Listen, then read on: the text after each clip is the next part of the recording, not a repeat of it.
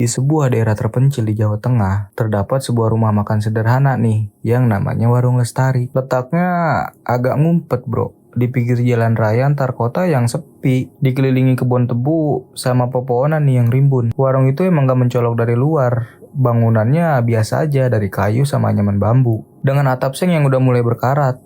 Tapi anehnya, warung itu selalu rame.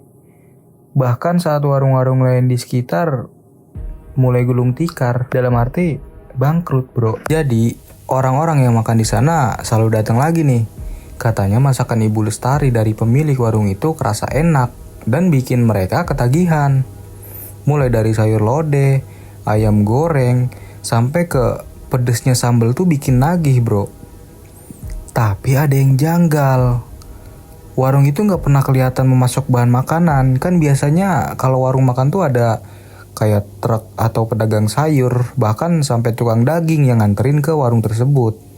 Tapi ini nggak ada. Sama bau masakan dari dapur pun nggak kecium gitu loh. Tapi stok makanan selalu melimpah bro. Nah, desas-desus mulai beredar. Ada yang bilang rumah makan itu memakai bahan yang nggak lazim. Ada yang ngaku juga ngeliat Ibu Lestari pergi ke kebun tebu tengah malam dengan bungkusan yang dia bawa, bungkusan gede. Tapi kayak biasa, gosip tinggal gosip, karena nggak ada yang bisa ngebuktiinnya. Cerita ini dialami oleh Ardi.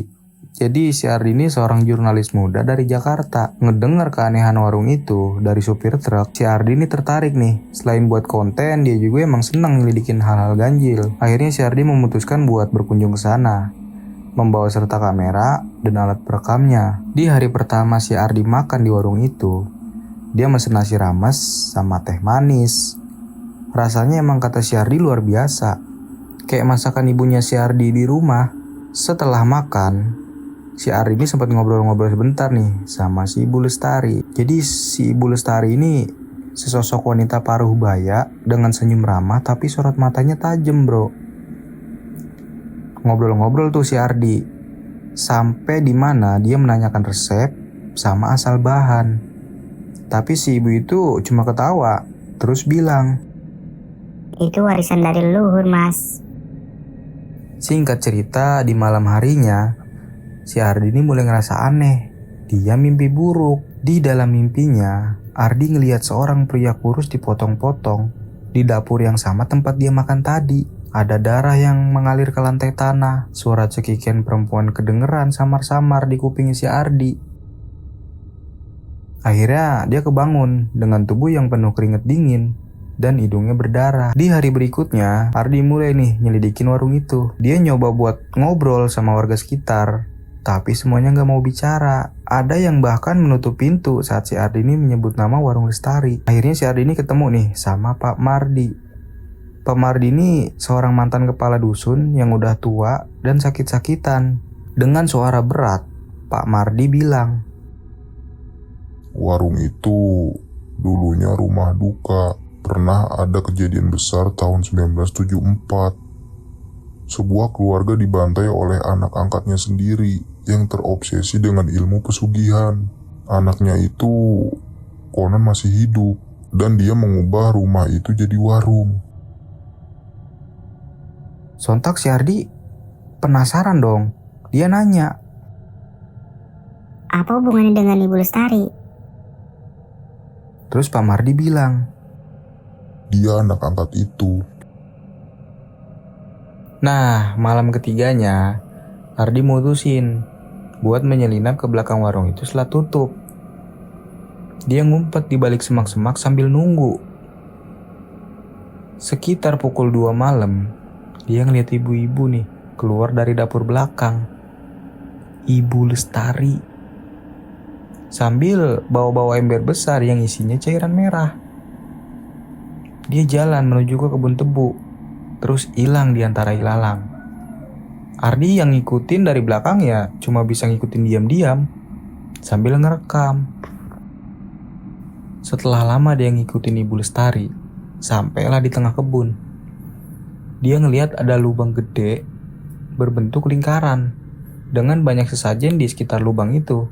Ada kepala ayam, bunga 7 rupa, dupa, sama rambut manusia. Sontak Ardi yang lihat kaget. Dia ngedenger nih samar-samar. Ibu Lestari mulai komat kamit baca mantra dalam bahasa Jawa kuno. Terus dia nuangin cairan dari ember ke dalam lubang.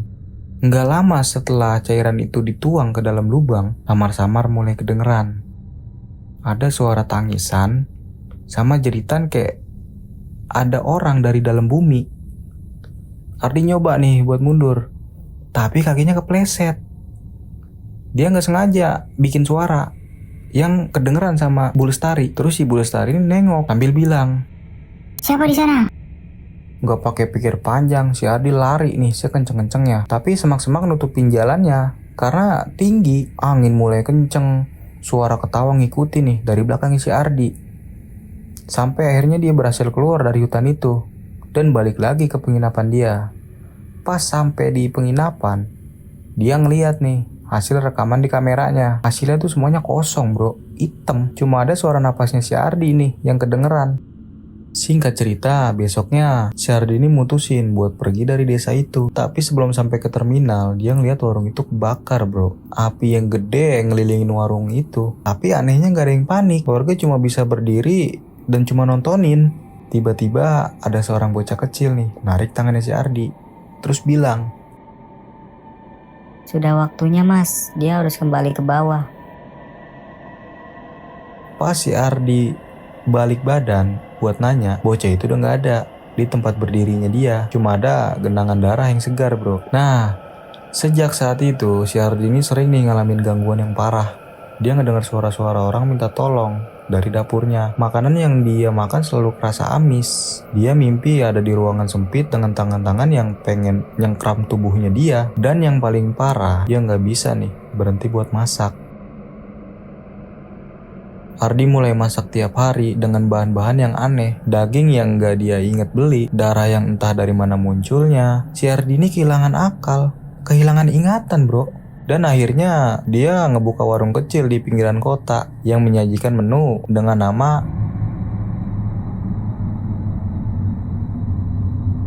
warung itu sekarang ramai dikunjungin. Makanannya enak-enak. Oke, kita tinggalin dulu nih masalah si Ardi. Kita lanjut ke Tasya. Jadi Tasya ini seorang mahasiswi tingkat akhir jurusan antropologi dari sebuah universitas negeri di Yogyakarta. Dia lagi nyusun skripsi tentang pengaruh tradisi mistis terhadap kebiasaan konsumsi masyarakat pedesaan. Saat nyari referensi, dia nggak sengaja ngebaca blog seorang jurnalis bernama Ardi Nugroho. Ya, si Ardi yang kita ceritakan dari awal. Di situ tertulis nih pengalamannya dengan rumah makan aneh bernama Warung Lestari. Lengkap dengan berbagai tanda-tanda mistis yang dialami si Ardi. Yang ngebuat Tasya penasaran, blog itu terhenti tiba-tiba. Postingan terakhirnya cuma ada satu kalimat. Rasanya luar biasa, aku harus memasak lagi. Sejak saat itu, nggak ada jejak digital dari si Ardi. Akun sosial medianya hilang, emailnya nggak aktif. Terus beberapa komentar di blog juga nanyain kabarnya, tapi nggak ada yang dijawab. Dengan rasa penasaran, Tasya mutusin buat nyelidikin rumah makan itu. Dia nemuin kalau lokasi asli warung itu udah hangus terbakar. Tapi seorang warga bilang kalau warungnya pindah ke kota tanpa petunjuk jelas dari warga itu. Tasya nyari nih selama berminggu-minggu. Sampai akhirnya dia nemuin warung kecil itu di pinggir kota. Singkat cerita, sampailah si Tasya di warung itu. Saat pertama kali melangkah ke dalam warung itu, Tasya langsung ngerasain sesuatu yang gak beres. Udara di dalam warung itu lebih dingin dari luar, meskipun tanpa ada AC gitu. Dinding-dindingnya penuh dengan lukisan bayangan orang. Tapi lukisan itu gak punya wajah. Kayak cuma siluet tubuh yang panjang. Aroma masakan begitu menggoda, tapi menyelip bau logam dan tanah basah yang samar. Pas Tasya ini belum sempat duduk, ada seorang pria kurus dengan mata cekung, kulitnya pucat, dan senyumnya datar. Nyamperin nih ke arah Tasya. Sontak, Tasya langsung kenal sama wajah orangnya dari blog yang pernah dia baca. Ya, itu namanya Ardi. Seorang jurnalis muda dari Jakarta yang selama ini Tasya cari. Tapi kali ini, Ardi itu beda, sangat bener-bener berbeda bro. Kayak orang yang gak tidur selama berminggu-minggu. Enggak lama kemudian, si Ardi bilang, Silakan duduk mbak, mau pesan apa? Tasya sambil nahan gugup, dia bilang, Apa saja yang spesial? Tasya juga aktifin rekaman suara yang tersembunyi di dalam tasnya. Beberapa menit kemudian, si Ardi datang ngebawa sepiring nasi, ayam goreng, tumis daun pepaya, sama sambel. Pas Tasya nyuapin 1 sendok ke mulutnya, Tasya kaget bro. Rasa itu benar-benar sempurna. Dan itu di luar dari ekspektasinya dia. Sampai si Tasya ini nangis. Bukan nangis sih, kayak netesin air mata lah. Dia gak expect pernah merasakan makanan kayak gini, seenak ini. Sambil nikmatin masakan yang dia makan, si Tasya ini ngamatin di sekitar lah. Sampai dia nengok ke jendela warung. Dia ngeliat bayangan aneh bro. Meja-meja di belakangnya kosong. Tapi di pantulan jendela, semua meja tuh penuh dengan pelanggan yang wajahnya penuh luka, pucet, dan mata yang melotot kosong. Dia lihat ke belakang, kosong bro. Tapi dalam pantulan kaca, mereka semua duduk makan perlahan, darah netes dari sudut bibir mereka. Dan mereka menatapnya bro, menatap si Tasya. Tasya di situ pura-pura tetap tenang nih. Dia bayar makanannya, terus langsung pergi. Tapi sebelum keluar, Ardi ini bilang dengan nada yang sangat lirih bro. Terima kasih mbak. Kalau nanti malam lapar, datang saja lagi. Kami selalu menyediakan sesuatu yang segar. Singkat cerita, Tasya nggak tidur nih pada malam itu. Dia ngedengerin suara rekamannya yang tadi dia rekam waktu di warung si Ardi. Tapi suara-suara lain muncul nih di rekaman dia. Ada tangisan anak kecil, ada kayak suara orang lagi nyincang-nyincang daging bro. Sama bisikan yang bilang, Gantian, sekarang giliranmu. pas lagi ngedengerin rekaman itu, Tasya muntah bro. Dalam muntahnya, dia ngeliat kayak ada potongan kuku kecil, kayak kuku manusia. Hari-hari telah berlalu, Tasya nggak bisa nih ngelupain rasa itu dari lidahnya. Dia nyoba makan makanan kampus, restoran cepat saji, bahkan masakan ibunya sendiri. Semuanya kerasa hambar bro. Tubuhnya udah mulai lemes. Tasya ngerasa lapar, tapi yang dia inginkan tuh cuma satu bro, makanan dari warung itu. Warung si Ardi. Singkatnya, Tasya balik lagi nih ke warung Ardi. Tapi warung itu udah gak ada. Yang ada cuma bangunan kosong, berdebu, dan bau busuk yang menyengat. Tapi di lantai ada jejak darah yang kering yang ngebentuk pola melingkar. Dan di salah satu dinding ada tulisan yang kayak kegores dengan sesuatu yang kelihatan kayak tulang. Dan bertuliskan,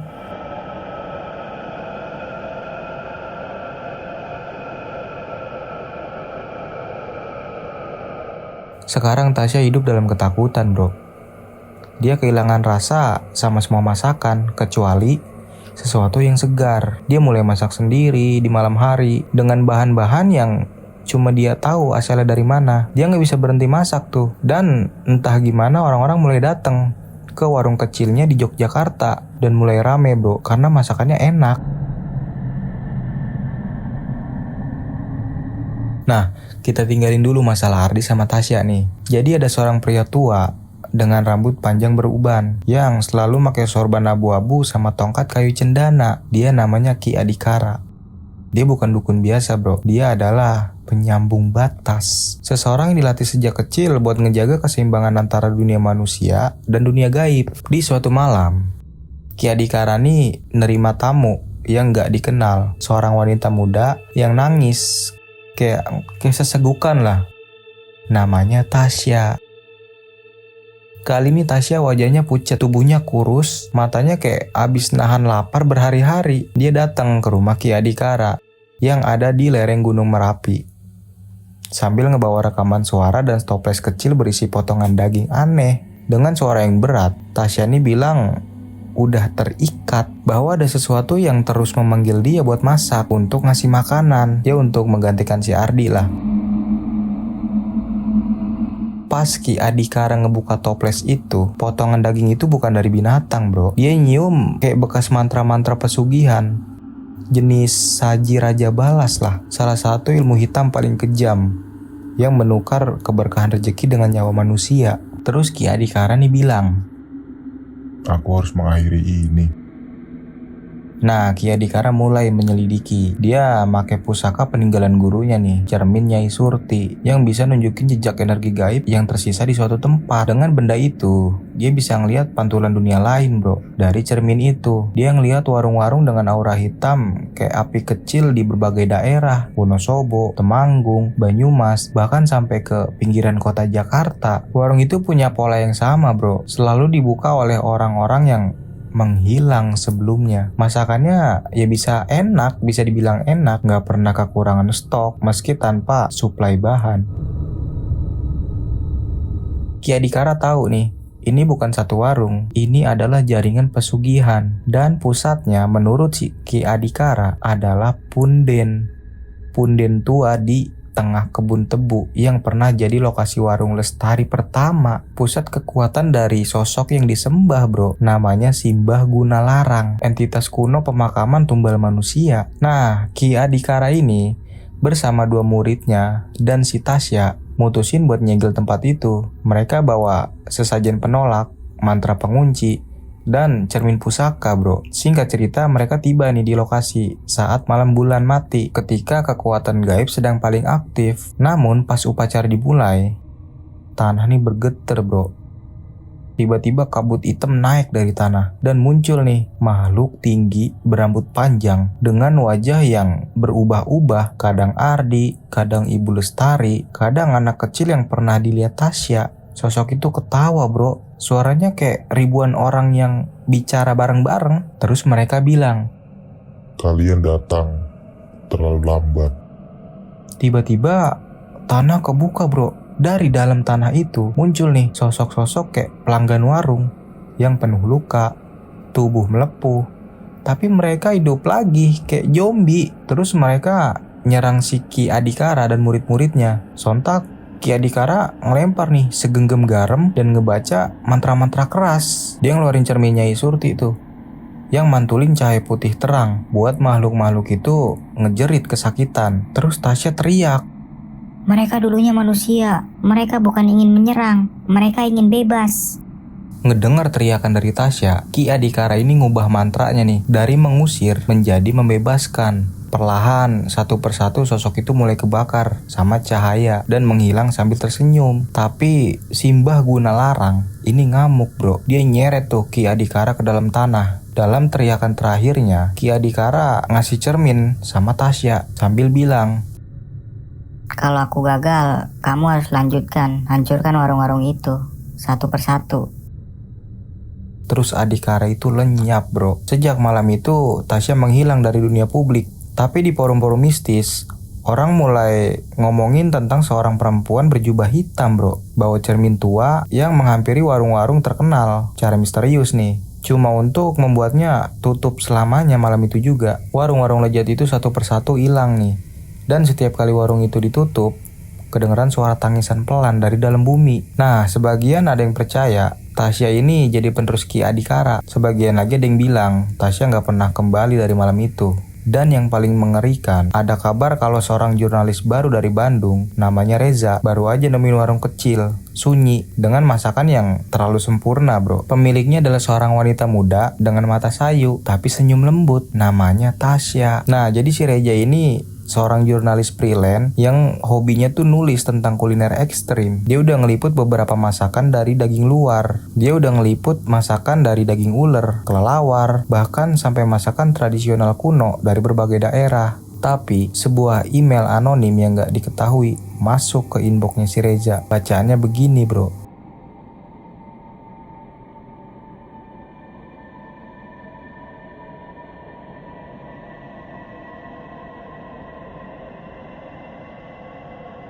Nah, jadi di dalam email itu dia nyertain sebuah koordinat GPS di pinggiran kota Bandung. Dengan penasaran si Reza langsung nih ke lokasi itu. Di tengah perkampungan sunyi, tersembunyi di balik rimbunan bambu, berdirilah sebuah bangunan kecil dengan papan nama kayu yang tulisannya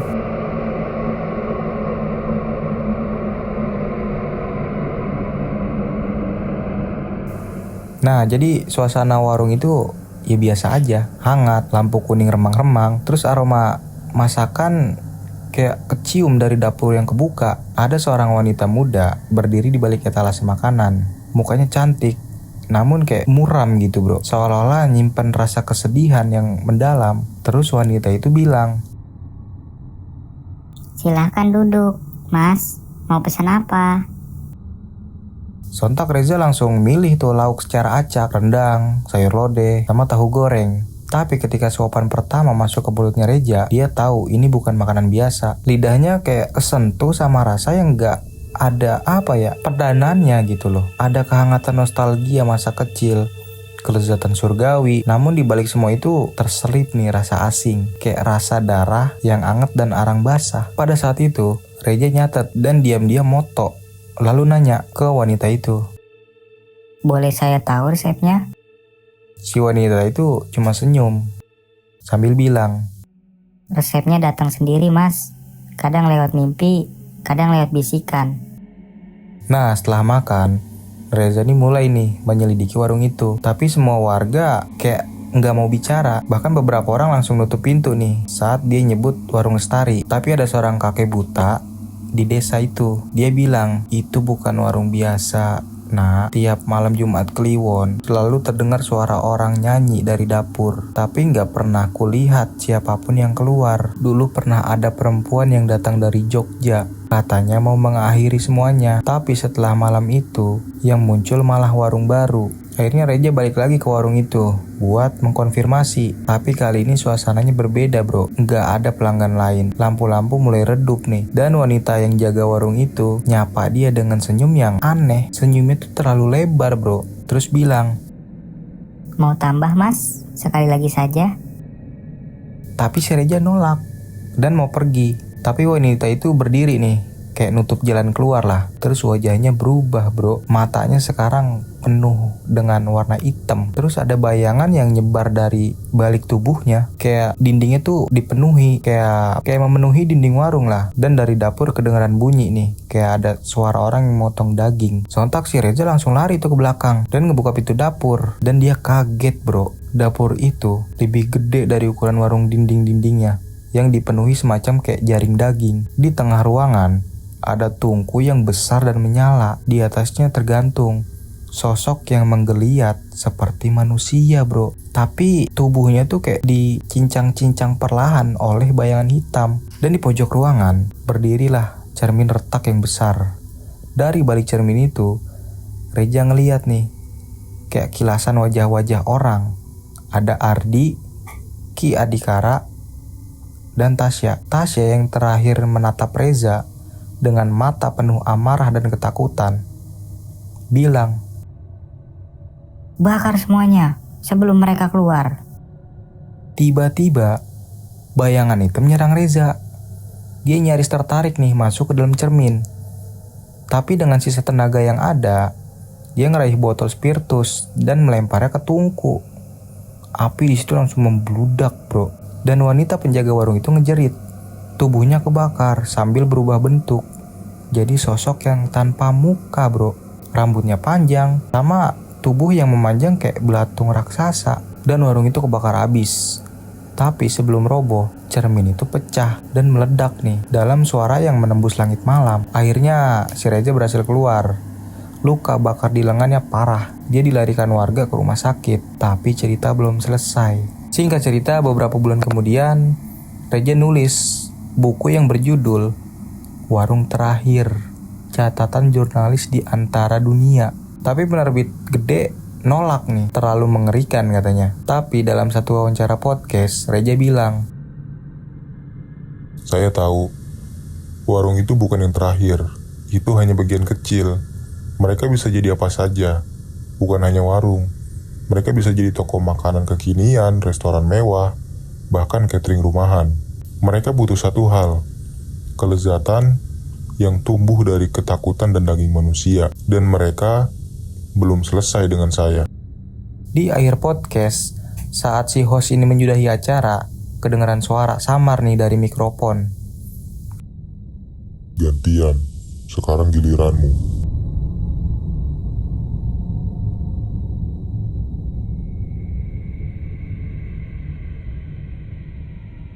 Oke bro, gimana tuh tadi ceritanya? Tulis pendapat kalian di kolom komentar. Dan di next video kita bakal lanjut part yang terakhir.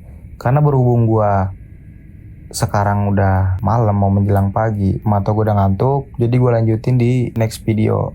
Gue sangat berterima kasih sama kalian udah ngedengerin cerita gue dari awal sampai habis. Dan buat kalian yang penasaran sama next partnya, pantengin channel gue dengan cara klik tombol subscribe, nyalakan notifikasinya biar nggak ketinggalan video terbaru dari gue. Oke? Gue Rehan, pamit undur diri dan terima kasih.